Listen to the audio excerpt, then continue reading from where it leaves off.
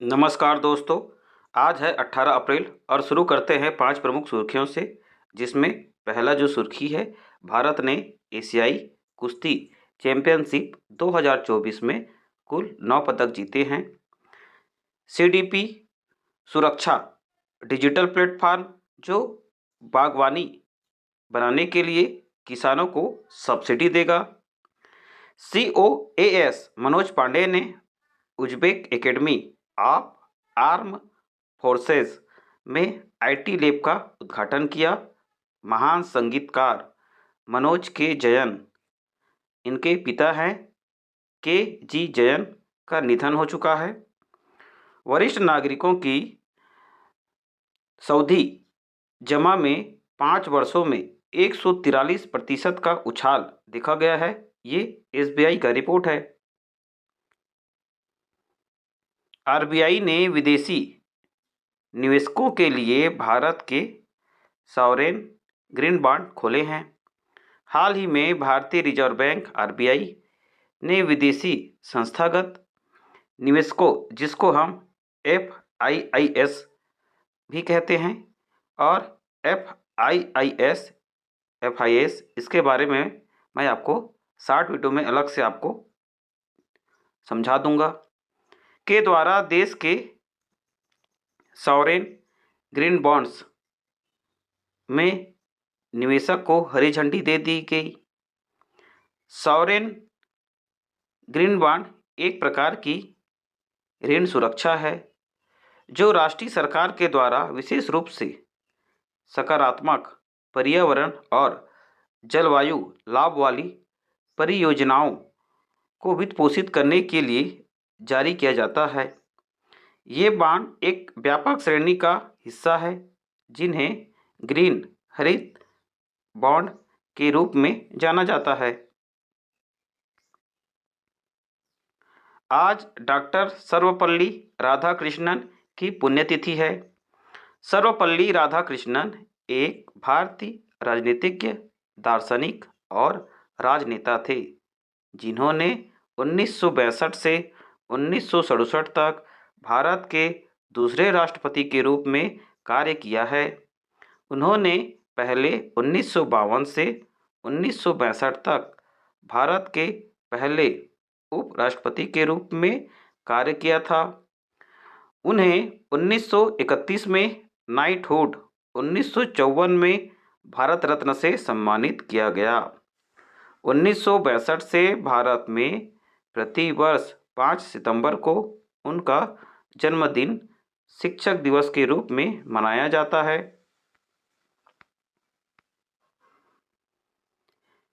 दैनिक पुनरीक्षण में देखेंगे कि रीट कितने प्रकार के होते हैं। रीट में एक औपचारिक लिखित आदेश होता है जो न्यायपालिका के द्वारा जारी किया जाता है। रीट के कुल 5 प्रकार के होते हैं। पहला है बंदी प्रत्यक्षीकरण, दूसरा है परमादेश, तीसरा है प्रतिषेध, चौथा है उत्प्रेषण, पांचवा है अधिकार परीक्षा। मौलिक अधिकारों को लागू करने के लिए केवल भारत का सर्वोच्च न्यायालय ही रीट जारी कर सकता है। सर्वोच्च न्यायालय को अनुच्छेद 32 के अंतर्गत रीट जारी करने का अधिकार है। भारत ने एशियाई कुश्ती चैंपियनशिप 2024 में 9 पदक जीते हैं।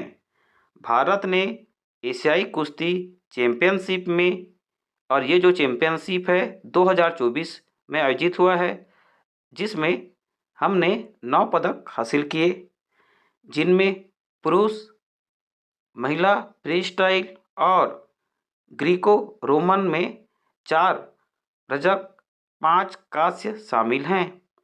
मुख्य आकर्षणों में पुरुषों की फ्री स्टाइल में उदित 57 किलोग्राम में रजत, महिलाओं में राधिका 68 किलोग्राम में, वहीं अंजू 53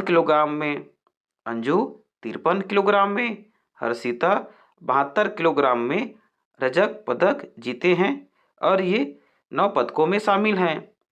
कुल 30 पहलवानों ने भारत का प्रतिनिधित्व करते हुए विभिन्न भार वर्गों में शीर्ष स्थान को हासिल किया। इस प्रतियोगिता का जो मेजबानी कर रहा था ये देश है बिश्केक, किर्गिस्तान। तो आप नोट कर लेंगे कि जो एशियाई कुश्ती चैंपियनशिप 2024 बिश्केक, किर्गिस्तान में हुआ है। इथियोपिया के सिसाय लिम्मा ने पहला बोस्टन मैराथन जीता। सिसाय लिम्मा ने 2 घंटा 6 मिनट 17 सेकंड की समाप्ति के साथ बोस्टन मैराथन पुरुष वर्ग का खिताब जीता।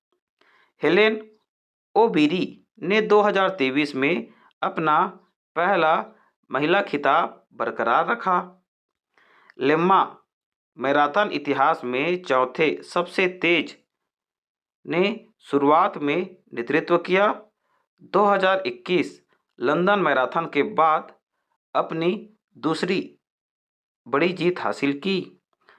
मजबूत अंतर्राष्ट्रीय प्रतिस्पर्धा का प्रदर्शन करते हुए सीजे अर्बर्टसन 2 घंटा 9 मिनट 53 सेकंड के समय के साथ 7वें स्थान पर शीर्ष अमेरिकी पुरुष फिनिशर थे।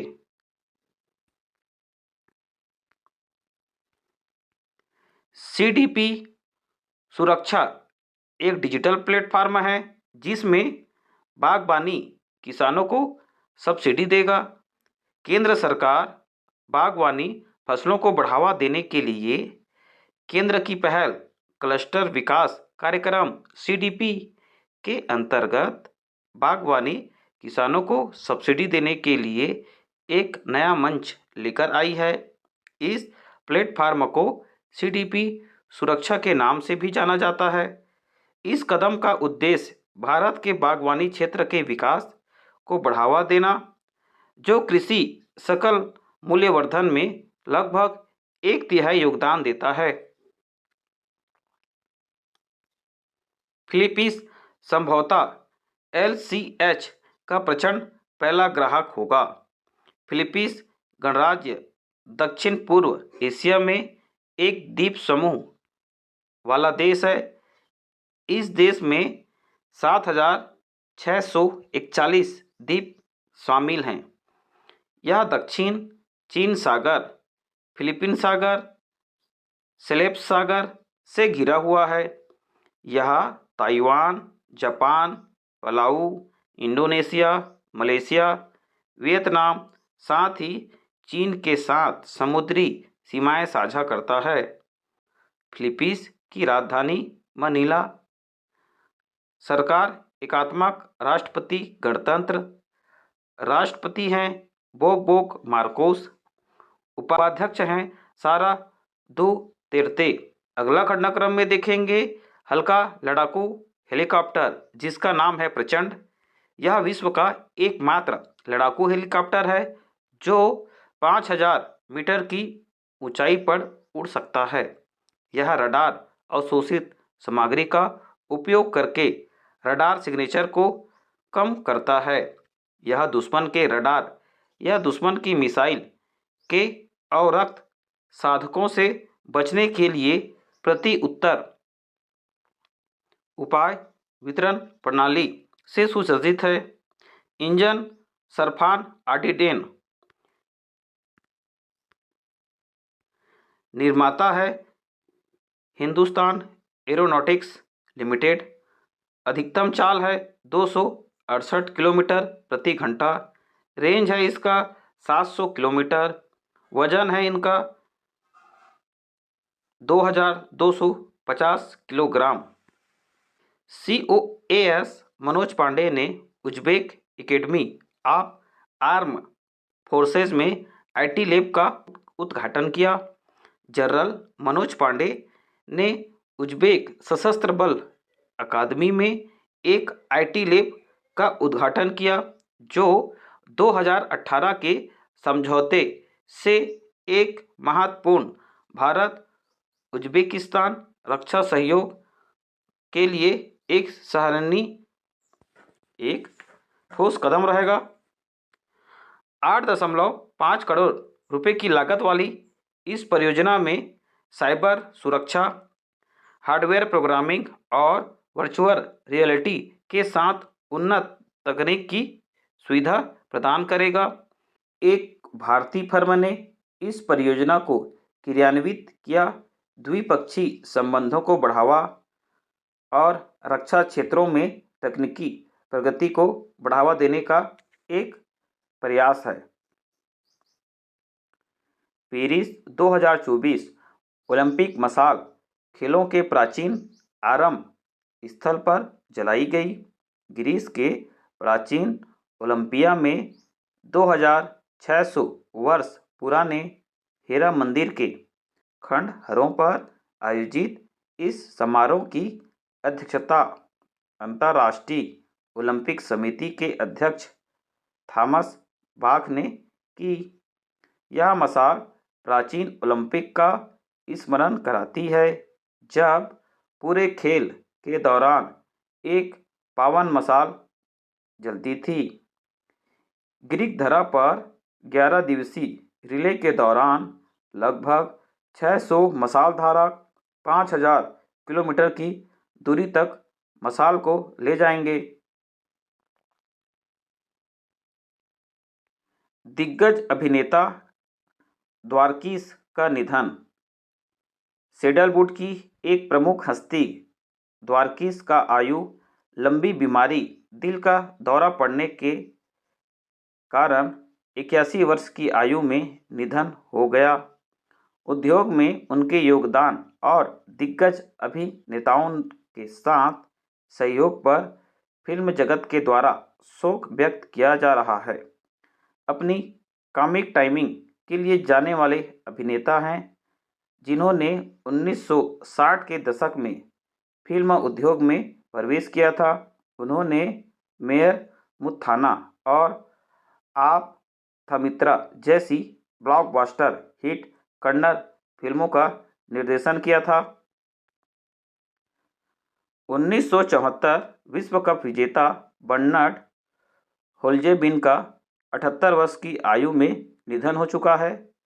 1974 के विश्व कप फाइनल में म्यूनिख में नीदरलैंड के खिलाफ होल्जेबिन ने पॉल ब्रेइटनर के द्वारा परिवर्तित पेनाल्टी पर जीत हासिल की, जिससे स्कोर 1-1 से बराबर हो गया। स्ट्राइकर या विंगर के रूप में खेलते हुए होल्जेबिन ने पश्चिमी जर्मनी के साथ 40 मैचों में 5 गोल किए।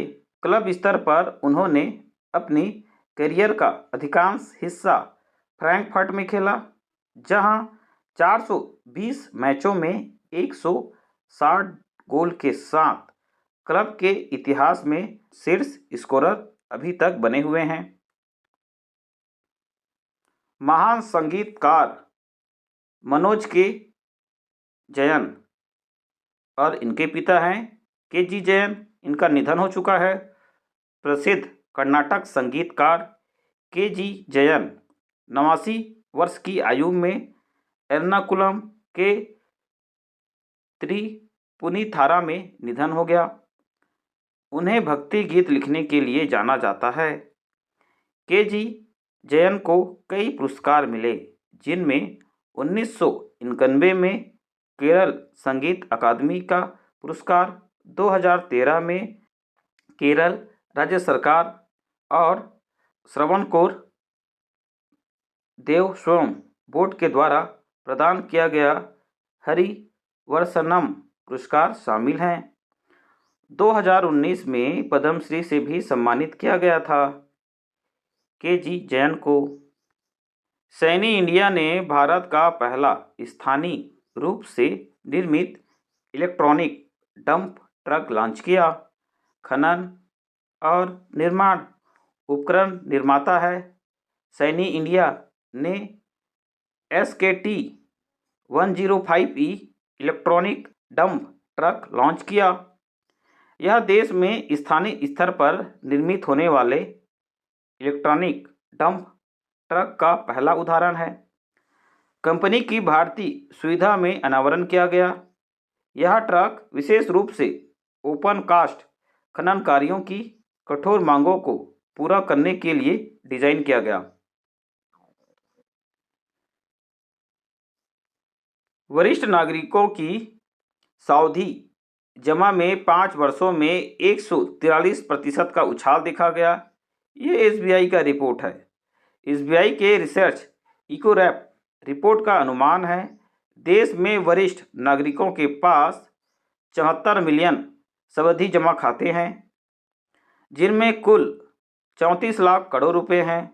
वरिष्ठ नागरिक बचत योजना SCSS और महिला सम्मान बचत प्रमाण पत्र के तहत सीमा और दर बढ़ाने जैसे सरकारी पहल ने भी इस प्रवृत्ति में योगदान दिया है। और देखेंगे कि ये जो सुबह का जो 5 सुर्खी है, जिसमें कमिंग्स साथ ही नेट साइवर को विजडन ने दुनिया के अग्रणी क्रिकेटरों के रूप में नामित किया है, और ये जो पैट कमिंग्स हैं ये पुरुष क्रिकेटर हैं और नेट साइवर ये महिला क्रिकेटर है। इसके बारे में हम आगे आपको मैं बता दूंगा। अगला घटनाक्रम है कि शेख अहमद अब्दुल्ला को कुवैत का नया प्रधानमंत्री नियुक्त किया गया। इसरो के ESA के सौर अध्ययन मिशन प्रोबा 3 को लॉन्च करने की तैयारी किया जा रहा है। भारत 130 किलोमीटर की मारक क्षमता वाला एस्ट्रा मार्क 2 मिसाइल का परीक्षण करेगा। अमिताभ बच्चन को लता मंगेशकर पुरस्कार से सम्मानित किया गया है। इन घटनाक्रम को पूरा विश्लेषण करेंगे। जम्मू कश्मीर के उच्च न्यायालय ने PSA 1978 के तहत व्यक्ति की हिरासत को रद्द कर दिया। जम्मू कश्मीर सार्वजनिक सुरक्षा अधिनियम 1978 एक निवारक हिरासत कानून है, जिसका उद्देश्य राज्य की सुरक्षा या सार्वजनिक व्यवस्था को खतरे में डालने वाले कार्यों को रोकना है। किसी संभाग की आयुक्त या जिला मजिस्ट्रेट के द्वारा प्रशासनिक आदेशों के माध्यम से लागू किया गया, पुलिस आधारित विशिष्ट आरोपों के माध्यम से नहीं। PSA के तहत बंदी जमानत के लिए आवेदन नहीं कर सकते हैं या हिरासत में लेने वाले प्राधिकारी के समक्ष कानूनी प्रतिनिधित्व नहीं कर सकते हैं। इस प्रकार से PSA 1978 एक एक्ट है। कमजोर वर्गों समूहों के लिए सुरक्षा और न्याय की दिशा में कदम। सर्वोच्च न्यायालय ने कहा है कि पॉस्को पीड़िता की आयु निर्धारित करने के लिए स्कूल ट्रांसफर सर्टिफिकेट पर्याप्त रहेगा। S रविंद्र भट्ट और अरविंद कुमार की पीठ ने कहा कि पॉस्को अधिनियम के तहत किसी व्यक्ति की आयु से संबंधित विवादों में अदालतों को किशोर न्याय अधिनियम की धारा 94 का पालन करना चाहिए। यह स्कूल प्रमाण पत्रों को फिर आधिकारिक दस्तावेजों और अंत में आवश्यक हो तो चिकित्सा परीक्षणों को प्राथमिकता देता है। मामले का शीर्षक P युवा प्रकाश बनाम राज्य के ये खिलाफ था। ये विश्व हीमोफीलिया दिवस 17 अप्रैल को मनाया जाता है। हीमोफीलिया और अन्य रक्त स्त्राव विकारों के बारे में जागरूकता को बढ़ाने के लिए प्रति वर्ष 17 अप्रैल को विश्व हीमोफीलिया दिवस मनाया जाता है। यह सभी के लिए उपचार पर जोर देता है और ऐसे समाज की कल्पना करता है जिसमें वंशानुगत रक्त स्त्राव के विकारों वाले प्रत्येक व्यक्ति को देखभाल तक पहुंच प्राप्त हो, चाहे उनकी रक्त स्त्राव की स्थिति, लिंग, आयु या स्थान कुछ भी हो। विश्व हीमोफीलिया दिवस पहली बार 1989 को मनाया गया था। IMF ने वित्त वर्ष 2024-25 के लिए भारत की GDP का मूल्य अनुमान बढ़ाकर 6.8% कर दिया। अंतर्राष्ट्रीय मुद्रा कोष आईएमएफ ने वित्तीय वर्ष 2024-25 के लिए भारत की जीडीपी वृद्धि का अनुमान बढ़ाकर 6.8% कर दिया, जो इसके पिछले अनुमान का 6.5% से अधिक है।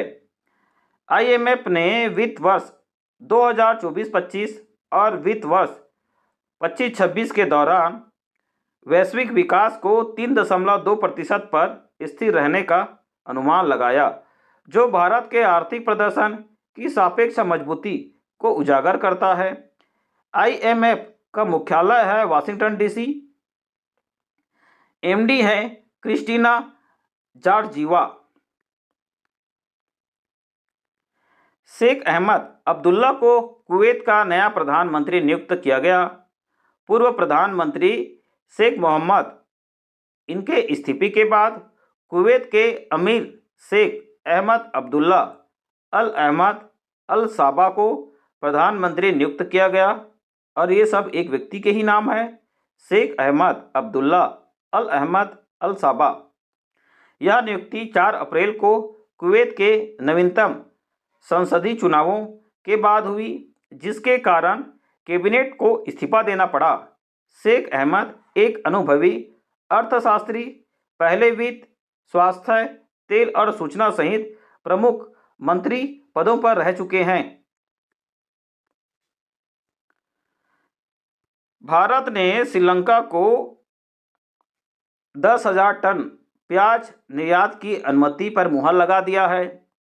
भारत ने प्याज के निर्यात पर आंशिक प्रतिबंध को हटा दिया है, जिससे श्रीलंका और संयुक्त अरब अमीरात को शिपमेंट की अनुमति मिल गई। प्रत्येक को अतिरिक्त 10,000 मीट्रिक टन आवंटित किया गया। पिछले साल दिसंबर में सरकार ने प्याज के निर्यात पर मार्च 2024 तक रोक लगा दी गई थी। अगस्त में सरकार ने प्याज निर्यात पर 40% शुल्क लगाया था। सरकारी रणनीतियों में कीमतों को स्थिर करने के लिए प्याज का बड़ा बफर स्टॉक बनाए रखना भी शामिल है। सौरभ गर्ग आईएएस को एमओएसपीआई के अतिरिक्त सचिव का प्रभार मिला। सौरभ गर्ग आईएएस को सांख्यिकी और कार्यक्रम कार्यान्वयन मंत्रालय एमओएसपीआई में अतिरिक्त सचिव की भूमिका सौंपी गई। 15 अप्रैल को डॉक्टर जीपी सामंत का कार्यकाल समाप्त होने के बाद जब कोई स्थायी प्रतिस्थापन नहीं हो जाता, वह इस पद पर आसीन रहेंगे।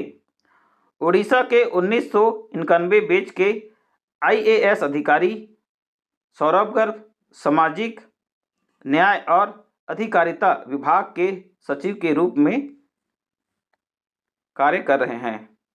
एआई महिलाओं के लिए दुनिया का पहली सौंदर्य प्रतियोगिता की घोषणा किया गया। पहली मिस एआई प्रतियोगिता में एआई जनित मॉडल $20,000 के पुरस्कार पूल के लिए प्रतिस्पर्धा कर रही है, जिसका मूल्यांकन सौंदर्य, सोशल मीडिया और तकनीकी निर्माण के कौशल पर दिया जाता है। इस तरह की प्रतियोगिता पहली बार आयोजित किया जा रहा है और फैशन, विधिवता, कंप्यूटर जनित पुरुषों पर अधिक योजना बनाई गई है।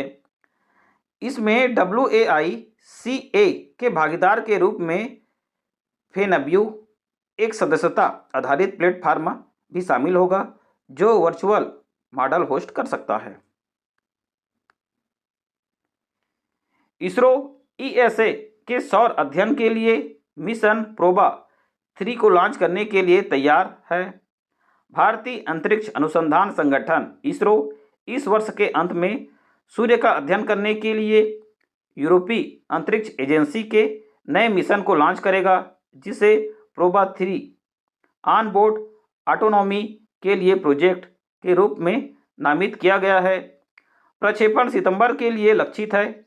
इसे इसरो के PSLV XL रॉकेट का उपयोग करके श्रीहरिकोटा से ले जाया जाएगा। एरियन स्पेस के एरियन 5 रॉकेट की सेवानिवृत्ति के बाद यूरोप में वर्तमान में लॉन्च प्रदाता का अभाव है। विवेक अग्रवाल आईएएस को एफआईयू भारत के निदेशक के रूप में फिर से नियुक्त किया गया। विवेक अग्रवाल आईएएस है। इनको फाइनेंशियल इंटेलिजेंस यूनिट इंडिया एफआईओ के निदेशक के रूप में 6 महीने का विस्तार मिला। मध्य प्रदेश केडर के 1994 बैच के आईएएस अधिकारी वित्त मंत्रालय के राजस्व विभाग में अतिरिक्त सचिव के रूप में कार्यरत हैं। एफआईयू इंडिया धन शोधन निवारण अधिनियम 2002 के तहत वित्तीय अपराधों पर खुफिया जानकारी इकट्ठा करने में महत्वपूर्ण भूमिका निभाता है। भारत 130 किलोमीटर की मारक क्षमता वाली एस्ट्रा मार्क 2 मिसाइल का परीक्षण करेगा। भारत ने 130 किलोमीटर की रेंज वाली हवा से हवा में मार करने वाला एस्ट्रा मार्क 2 मिसाइल का परीक्षण करने की योजना का घोषणा किया है। एस्ट्रा मार्क 1 जो पहले से ही उपयोग में है, मार्क 2 संस्करण से आगे निकल जाएगा, जिससे एलसीए तेजस और SU-30 MKI जैसे लड़ाकू विमानों को लाभ होगा। रक्षा अनुसंधान और विकास संगठन का लक्ष्य उल्कापिंड की क्षमताओं से मेल खाने और निर्यात संभावनाओं पता लगाना है। एस्ट्रा मिसाइलों की आकांक्षाओं के साथ हवाई युद्ध में प्रगति करना है। वित्त वर्ष 2023-24 में सीबीडीटी ने 125 एपीए के साथ रिकॉर्ड बनाया। केंद्रीय प्रत्यक्ष कर बोर्ड ने वित्त वर्ष 23-24 में रिकॉर्ड 125 अग्रिम मूल्य निर्धारण समझौतों पर हस्ताक्षर किए, जो पिछले वर्ष की तुलना में 31% की वृद्धि है। एक वित्तीय वर्ष में अब तक संपन्न द्विपक्षीय एपीए की सबसे अधिक संख्या में एक महत्वपूर्ण उपलब्धि हासिल की है। एपीए कार्यक्रम स्थानांतरण मूल्य निर्धारण पर स्पष्टता और दोहरे कराधान से सुरक्षा प्रदान करने के लिए भारत में व्यापार करने को आसानी बनाने में समर्थन करता है। अमिताभ बच्चन को लता मंगेशकर पुरस्कार से सम्मानित किया गया। अमिताभ बच्चन को देश और समाज में उनके योगदान के लिए लता मंगेशकर पुरस्कार से सम्मानित किया जाएगा। यह पुरस्कार संगीत, सिनेमा, सामाजिक सेवा और साहित्य में प्रभावशाली योगदान का जश्न मनाता है। प्रधानमंत्री मोदी इसके पहले प्राप्तकर्ता थे। उनके बाद 2023 में आशा भोसले को इस पुरस्कार से सम्मानित किया गया था। AR रहमान को भारतीय संगीत में योगदान देने के लिए मास्टर दीनानाथ मंगेशकर पुरस्कार भी मिलेगा। कमिंग्स नेट साइवर को विजडन ने दुनिया का अग्रणी क्रिकेटरों के रूप में नामित किया। पेट कमिंग्स और नेट साइवर ब्रांड को 2024 में उनके उल्लेखनीय प्रदर्शन को देखते हुए विजडन के विश्व के अग्रणी क्रिकेटरों में नामित किया गया। कमिंग्स माइकल क्लार्क के बाद शीर्ष सम्मान हासिल करने वाले पहले ऑस्ट्रेलियाई खिलाड़ी हैं। उन्होंने 3 बार यह सम्मान जीतने वाले अंग्रेजी कप्तान बेन स्टोक्स का स्थान लिया। महिला एशेज में उनकी भूमिका का कारण साइबर ब्रांड को शीर्ष महिला क्रिकेटरों के रूप में मान्यता दी गई। इस प्रकार से आज का ये जो करंट अफेयर ये हो चुका है कंप्लीट। मैं आपसे मिलूंगा कल नए करंट अफेयर और नए रोचक तथ्यों के साथ। तो आप स्वस्थ रहें, मस्त रहें, पढ़ते रहें। जय हिंद।